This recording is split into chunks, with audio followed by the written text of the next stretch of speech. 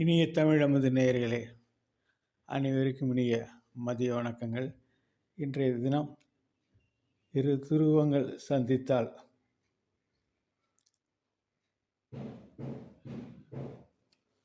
கிருஷ்ணர் அவதாரம் ஏற்பட்டுவிட்டது.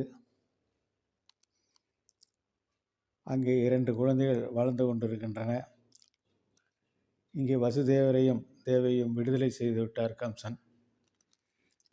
அதற்கு அடுத்தபடியாக நந்தகோபர் கம்சனுக்கு கப்பம் கட்டுவதற்காக தலைநகருக்கு வருகிறார்.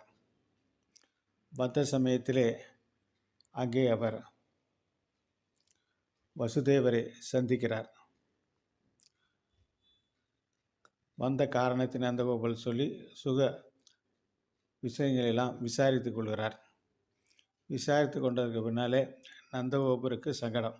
ஏனென்றால் நந்தகோபருக்கு பிறந்த குழந்தைகளை எல்லாம் கம்சன் கொன்று விட்டான்.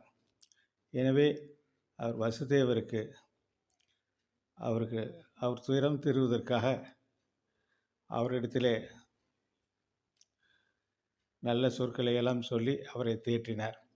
ஆனால் நந்தகோபருக்கு விஷயம் தெரியும். ஆனால் நந்தகோபருக்கு விஷயம் தெரியாது. வசுதேவருக்கு தான் தெரியும். இந்த குழந்தை மாற்றம் எல்லாம் அவருக்கு தான் தெரியும். எனவே வசுதேவர் எதுவும் சொல்லவில்லை.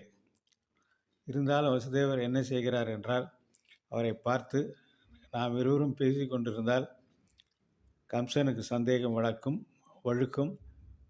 அங்கே இருக்கிறவர்களும் யாராவது போய் சொன்னாலும் குழந்தைக்கு தீங்கு ஏற்படும். எனவே நீங்கள் கப்பம் கட்டிவிட்டால் உடனடியாக ஊருக்கு புறப்படுங்கள் என்று அனுப்பி வைக்கிறார் வசுதேவரை நந்தகோபரை. நந்தகோபருக்கு இருக்கும் பொழுது அப்பொழுது இன்னொன்றும் வசுதேவர் சொல்கிறார், இப்பொழுது நாம் சந்தித்து கொண்ட நேரத்திலே சகுனம் சரியில்லை.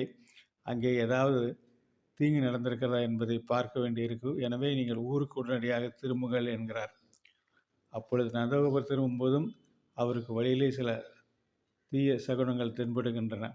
என்னவென்று பார்க்கலாம் என்று அவர் விரைந்து செல்கிறார். என்ன நடந்தது, நாளை பார்ப்போமா?